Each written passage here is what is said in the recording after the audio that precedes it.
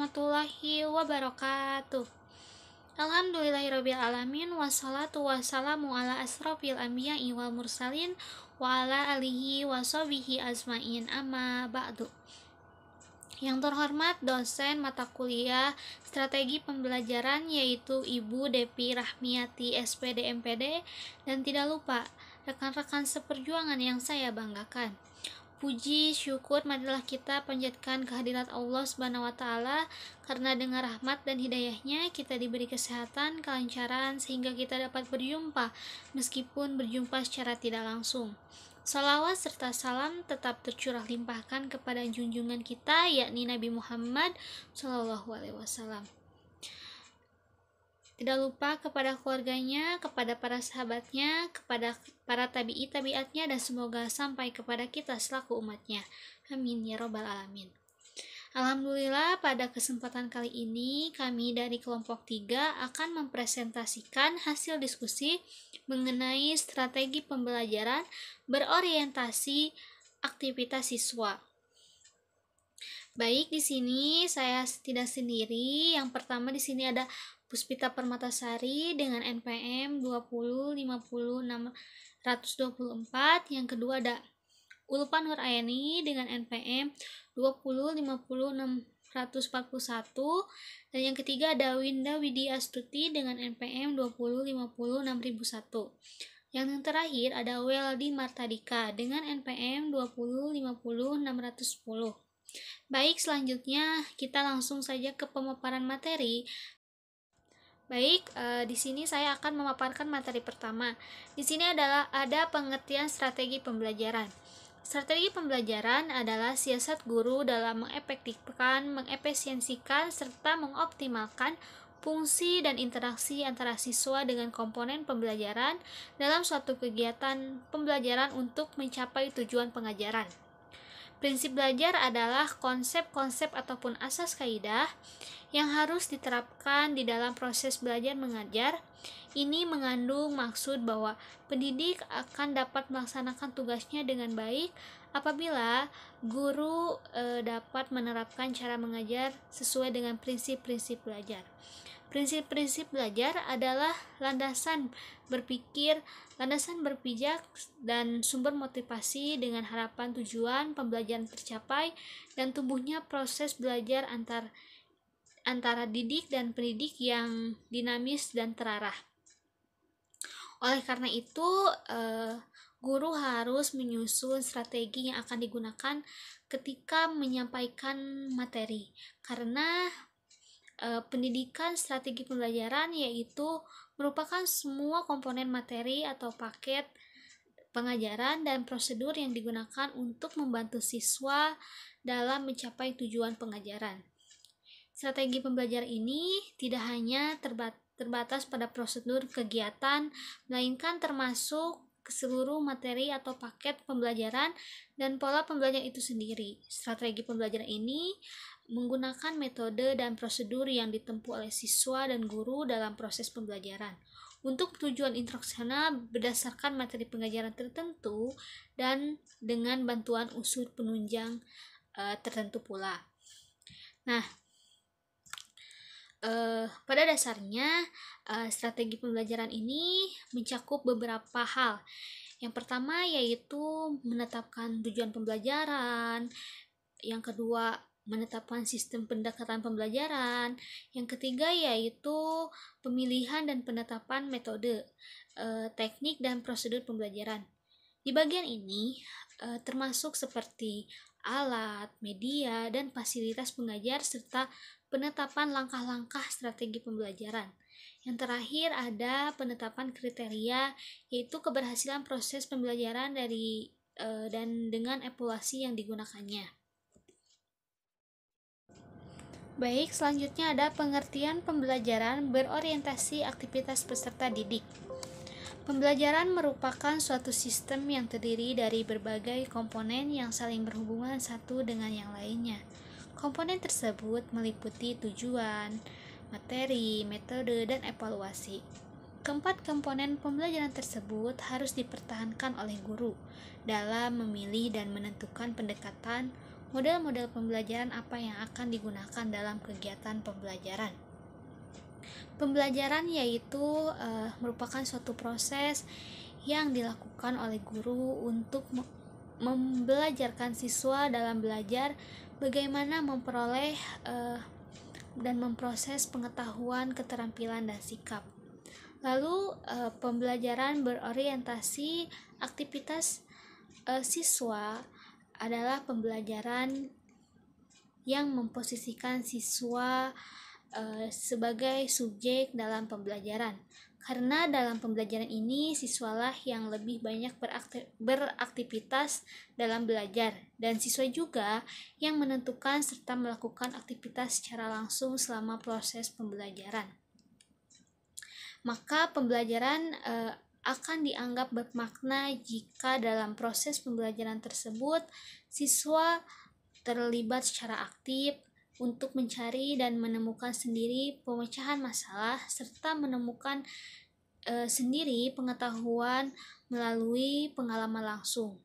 Pembelajaran pun akan dianggap terjadi apabila ada keterlibatan siswa secara aktif. Artinya, pembelajaran yang efektif adalah pembelajaran yang menekankan pada aktivitas siswa.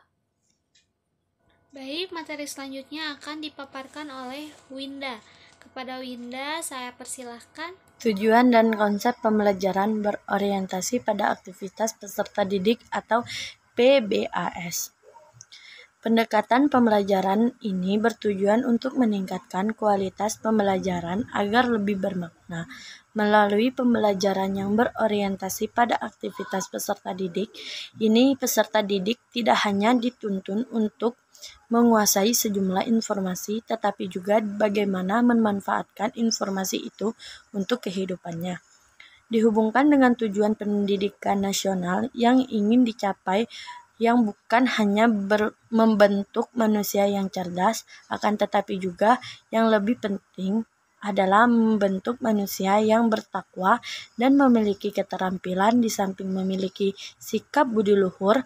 Maka pembelajaran yang berorientasi pada aktivitas peserta didik ini merupakan pendekatan yang sangat cocok dikembangkan. Peran pendidik dalam implementasi pembelajaran yang berorientasi pada aktivitas peserta didik atau PBAS. Yang pertama, mengemukakan berbagai alternatif tujuan pembelajaran yang harus dicapai sebelum kegiatan pembelajaran dimulai. Artinya, tujuan pembelajaran tidak semata-mata ditentukan oleh pendidik, akan tetapi diharapkan peserta didik pun terlibat dalam menentukan dan merumuskannya. Yang kedua, menyusun tugas-tugas belajar bersama. Artinya, tugas-tugas apa yang sebaiknya dikerjakan oleh peserta didik untuk mencapai tujuan pembelajaran tidak hanya ditentukan pendidik tetapi juga peserta didik. Yang ketiga, memberikan informasi tentang kegiatan yang harus dilakukan. Dengan pemberitahuan rencana pembelajaran, maka peserta didik akan semakin paham apa yang harus dilakukan. Yang keempat, memberikan bantuan dan pelayanan kepada peserta didik yang memerlukannya. Pendidik perlu menyadari bahwa peserta didik memiliki kemampuan yang beragam. Karena itu, pendidik harus memiliki kontrol apalagi terhadap peserta didik yang dianggap lambat dalam belajar. Yang kelima, memberi motivasi mendorong peserta didik untuk belajar melalui pengajuan pertanyaan-pertanyaan. 6. Membantu peserta didik dalam menarik kesimpulan dalam implementasi pembelajaran yang berorientasi pada aktivitas peserta didik. Pendidik tidak menyimpulkan sendiri pokok bahasa yang telah dipelajari. Terima kasih kepada Winda yang telah memaparkan materinya. Materi selanjutnya akan dipaparkan oleh Ulfa. Kepada Ulfa, saya persilahkan. Assalamualaikum warahmatullahi wabarakatuh. Di sini saya akan menjelaskan mengenai penerapan pembelajaran yang berorientasi pada aktivitas peserta didik dalam proses pembelajaran. Dalam kegiatan belajar mengajar, pada pembelajaran yang berorientasi pada aktivitas peserta didik diwujudkan dalam berbagai bentuk kegiatan seperti mendengarkan, berdiskusi, memproduksi sesuatu, menyusun laporan, memecahkan masalah, dan sebagainya. Keaktifan peserta didik ada yang dapat diamati secara langsung seperti mengerjakan tugas, berdiskusi, mengumpulkan data, dan lainnya. Ada pula yang tidak bisa diamati secara langsung, yaitu dalam proses mendengarkan dan menyimak. Apabila dalam pembelajaran, yaitu ketika ada kegiatan berdiskusi, memecahkan masalah, atau menyusun laporan, itu merupakan suatu kegiatan pembelajaran yang berorientasi pada aktivitas peserta didik. Karena dalam berdiskusi, menyusun masalah, ataupun mengumpulkan data, itu membutuhkan suatu keikutsertaan peserta didik, di mana peserta didik dapat mengoptimalkan potensi yang dimilikinya secara penuh. Karena dalam hal tersebut, peran peserta didik itu sangat dibutuhkan, atau peran peserta didik itu yang mendominasi daripada pendidiknya itu sendiri. Karena di sini, ketika pembelajaran berorientasi pada aktivitas peserta didik dituntut untuk selalu bisa atau dituntut untuk bisa memaksimalkan potensi dan perannya dalam proses pembelajaran, seperti berdiskusi, memecahkan masalah, ataupun mengumpulkan data, serta membuat suatu proyek tergantung dengan materi apa yang diajarkan oleh pendidik, seperti itu. Untuk dapat mengetahui apakah proses pembelajaran memiliki kadar pembelajaran dengan aktivitas peserta didik yang tinggi, sedang, ataupun rendah, dapat dilihat dari kriteria penerapan pembelajaran yang berorientasi pada aktivitas peserta didik dalam proses pembelajaran. Kriteria tersebut menggambarkan sejauh mana keterlibatan peserta didik dalam pembelajaran, baik dalam perencanaan pembelajaran, proses pembelajaran, maupun mengevaluasi hasil pembelajaran. Maka dari itu, penerapan pembelajaran yang berorientasi pada aktivitas peserta didik dalam proses pembelajaran itu membutuhkan suatu timbal balik antara guru dan murid, juga membutuhkan suatu kolaborasi atau kerjasama antara pendidik dan peserta didik, karena akan menciptakan suatu atau akan mencapai suatu tujuan pendidikan yang telah dirumuskan bersama-sama dalam perencanaan pembelajaran, proses pembelajaran, maupun evaluasi pembelajaran. Saya akan menjelaskan materi yang selanjutnya mengenai faktor yang mempengaruhi pembelajaran yang berorientasi pada aktivitas peserta didik. Faktor yang pertama adalah faktor dari pendidik. Nah, dalam pendidik merupakan suatu peran yang sangat penting sekali dalam proses pembelajaran, apalagi proses pembelajaran yang berorientasi pada aktivitas peserta didik. Karena itu dapat dilihat dari beberapa aspek. Yang pertama adalah kemampuan pendidik. Kemampuan pendidik merupakan faktor pertama yang mempengaruhi keberhasilan pembelajaran yang berorientasi pada aktivitas peserta didik. Karena pendidik yang memiliki kemampuan yang tinggi akan bersikap kreatif, inovatif, yang selamanya akan mencoba hal-hal yang baru. Karena ketika pembelajaran itu berorientasi pada aktivitas peserta didik itu harus dituntut bagaimana dia bersikap, bagaimana dia bisa memanfaatkan media-media yang ada, dituntut untuk menjadi kreatif dan inovatif. Maka guru juga harus seperti itu. Pendidik juga harus memiliki rasa ingin tahu yang besar, memiliki penemuan-penemuan baru yang bisa mengeksplor pengetahuan pendidik, mengeksplor juga pengetahuan peserta didik. Guru yang memiliki kemampuan pendidik yang baik akan tahu dan akan secara maksimal mengimplementasikan perencanaan yang sudah dibuat dengan matang atau dengan sungguh-sungguh sesuai dengan tujuan yang telah ditetapkan atau yang telah dicita-citakan. Keterampilan dasar mengajar itu tidak hanya serta-merta guru memberikan materi, tetapi harus juga bagaimana guru menjadi fasilitator dan motivator untuk peserta didik. Nah, selain menjadi fasilitator dan menjadi motivator untuk peserta didik, guru juga harus memiliki kemampuan bagaimana caranya merangkul peserta didik agar terjalin suatu ikatan emosional yang akan menciptakan suatu iklim pembelajaran yang dapat meningkatkan motivasi peserta didik dalam pembelajaran. Lalu aspek yang kedua dalam faktor pendidik adalah sikap profesional pendidik. Sikap profesional pendidik berhubungan dengan motivasi belajar yang tinggi. Karena ketika guru atau pendidik sudah memiliki motivasi mengajar yang tinggi, dia akan serta-merta belajar terus-menerus agar menciptakan suatu hasil yang maksimal atau menciptakan suatu tujuan pembelajaran yang memuaskan. Maka dari itu, ketika penerapan pembelajaran yang berorientasi pada aktivitas peserta didik itu akan berhubungan atau berkaitan erat dengan bagaimana guru memiliki sikap profesional. Karena ketika tujuan pendidikan atau perencanaan pembelajaran itu sudah dibuat, maka guru harus bersikap profesional untuk menunaikan atau mencapai tujuan pembelajaran tersebut.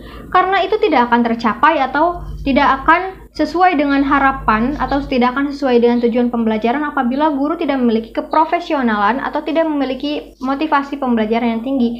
Karena ketika pembelajaran yang berorientasi pada peserta didik, guru harus profesional bagaimana caranya merangkul siswa, bagaimana caranya siswa diikutsertakan dalam mencapai atau menunaikan tujuan pembelajaran yang sudah dibuat. Lalu aspek yang terakhir dalam faktor pendidik adalah latar belakang pendidikan dan pengalaman mengajar pendidik. Latar belakang pendidikan dan pengalaman mengajar pendidik akan sangat berpengaruh terhadap proses pembelajaran yang berorientasi pada aktivitas peserta didik. Dan latar pendidikan yang tinggi memungkinkan pendidik memiliki pandangan yang luas dan wawasan yang luas terhadap variabel-variabel pembelajaran seperti pemahaman tentang psikologi anak, pemahaman terhadap unsur lingkungan dan gaya belajar peserta didik, pemahaman tentang berbagai model dan metode pembelajaran. Demikian juga halnya dengan pengalaman mengajar. Pendidik yang telah mengalami atau memiliki jam terbang mengajar yang tinggi, maka memungkinkan ia lebih mengenal berbagai hal yang berkaitan dalam proses pembelajaran. Dalam masyarakat seringkali ada stereotip bahwa ketika ingin mengajar anak SD itu tidak dibutuhkan pendidikan yang tinggi, tetapi pada kenyataannya, guru yang memiliki pendidikan yang tinggi ketika dalam melakukan pembelajaran, apalagi pembelajaran yang berorientasi pada aktivitas peserta didik, maka dibutuhkan suatu skill atau suatu wawasan atau pengetahuan yang luas mengenai bagaimana caranya merumuskan pembelajaran, bagaimana caranya menggunakan model dan metode pembelajaran, serta gaya belajar.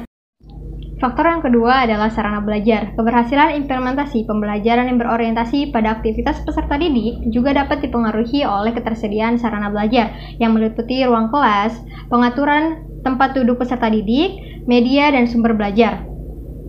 Kondisi ruang kelas merupakan faktor yang menentukan keberhasilan penerapan pembelajaran yang berorientasi pada aktivitas peserta didik. Ruang kelas yang terlalu sempit ataupun ruang kelas yang terlalu besar itu akan mempengaruhi bagaimana jalannya pembelajaran yang berorientasi pada peserta didik. Ruang kelas harus disusun atau harus memiliki iklim yang nyaman agar peserta didik dapat memaksimalkan motivasi atau dapat memaksimalkan semangat belajarnya, apalagi pembelajaran itu berorientasi pada aktivitas peserta didik. Selain ruang kelas, media dan sumber belajar juga merupakan sarana belajar yang sangat penting dan yang sangat mendukung bagaimana mengimplementasi pembelajaran yang berorientasi pada aktivitas peserta didik. Pembelajaran yang berorientasi pada aktivitas peserta didik merupakan pendekatan yang multimetode dan multimedia. Artinya, melalui pembelajaran tersebut, peserta didik memungkinkan untuk belajar dari berbagai informasi secara mandiri, baik dari buku atau media elektronik, apalagi pada zaman sekarang, segala sesuatu itu diinisiasi oleh digital. Maka dari itu, peserta didik itu harus diajarkan bagaimana caranya memanfaatkan media yang dapat menunjang pembelajarannya itu dari hal-hal yang berbau digital, seperti bagaimana dia mengolah informasi dari telepon ataupun bagaimana dia mengolah informasi atau menggunakan media dari laptop seperti itu. Jadi peserta didik itu akan mencapai atau memiliki suatu motivasi yang tinggi apabila sarana belajarnya itu seperti media dan metode pembelajarannya itu memadai. Nah, dalam implementasi pembelajaran berorientasi pada aktivitas peserta didik juga sangat penting sekali adanya sarana belajar ini, terutama media belajar, karena aktivitas peserta didik ini sangat penting sekali. Karena peserta didik itu harus secara mandiri bagaimana bisa memanfaatkan media atau metode belajar yang sudah tersedia, baik itu dalam media elektronik ataupun media konvensional seperti buku. Lalu faktor yang terakhir faktor yang ketiga adalah lingkungan belajar. Lingkungan belajar merupakan faktor lain yang dapat mempengaruhi pembelajaran yang berorientasi pada aktivitas peserta didik. Ada dua hal yang termasuk ke dalam faktor lingkungan belajar, yaitu lingkungan fisik dan lingkungan psikologis. Lingkungan fisik itu adalah lingkungan belajar yang meliputi banyaknya ruang kelas, perpustakaan, laboratorium, kantin, kamar kecil, ataupun hal-hal yang lain. Keberadaan kantin, perpustakaan, serta laboratorium merupakan suatu tempat yang sangat dibutuhkan oleh peserta didik dalam meningkatkan pengetahuan dan wawasannya, agar ketika peserta didik melakukan pembelajaran, sarana dan prasarana yang ada di lingkungan belajar itu tersedia dan itu dapat meningkatkan atau dapat mencukupi kebutuhan-kebutuhan peserta didik dalam melakukan proses pembelajaran. Lalu lingkungan yang kedua adalah lingkungan psikologis. Lingkungan psikologis ini ditandai dengan Seberapa harmonisnya hubungan pendidik dan peserta didik? Interaksi antara peserta didik dan pendidik itu harus multi arah dan ada feedback satu sama lain agar ketika dalam proses pembelajaran tujuan pendidikan akan tercapai.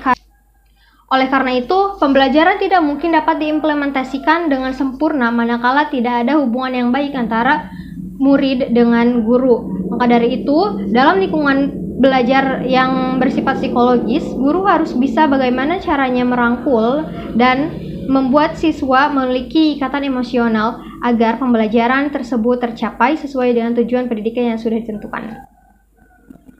Baik, terima kasih kepada Ulpa yang telah memaparkan materinya. Materi selanjutnya akan dipaparkan oleh Weldy. Kepada Weldy, saya persilahkan. Assalamualaikum warahmatullahi wabarakatuh. Perkenalkan, saya Weldy Martadika. Di sini saya akan menjelaskan tentang kelebihan penggunaan strategi pembelajaran berorientasi aktivitas peserta didik atau PBAS. Yang pertama adalah dalam strategi pembelajaran yang berorientasi pada peserta didik, ini menekankan kepada aktivitas peserta didik secara optimal, yaitu bahwa ada keseimbangan antara aktivitas fisik, mental, emosional, juga aktivitas intelektual. Yang kedua, ada peserta didik berperan sebagai subjek pendidikan, bukan objek pendidikan yang harus dijejali dengan berbagai informasi, melainkan peserta didik terus mengolah informasi dan mengaplikasikannya atau menghubungkannya dengan kehidupan, sehingga melalui pembelajaran yang berorientasi pada aktivitas peserta didik tidak hanya dituntut untuk menguasai sejumlah informasi, tetapi juga bagaimana memanfaatkan informasi itu untuk kehidupannya. Selanjutnya, peserta didik pendidik dan peserta didik sama-sama berperan sebagai subjek belajar, yang membedakan hanyalah tugasnya masing-masing. Yang terakhir, kegiatan pembelajaran akan lebih bermakna dan efisien karena peserta didik berpartisipasi dalam kegiatan perumusan tujuan pembelajaran dan pengambilan keputusan. Selanjutnya, ada kekurangan penggunaan strategi pembelajaran berorientasi aktivitas peserta didik.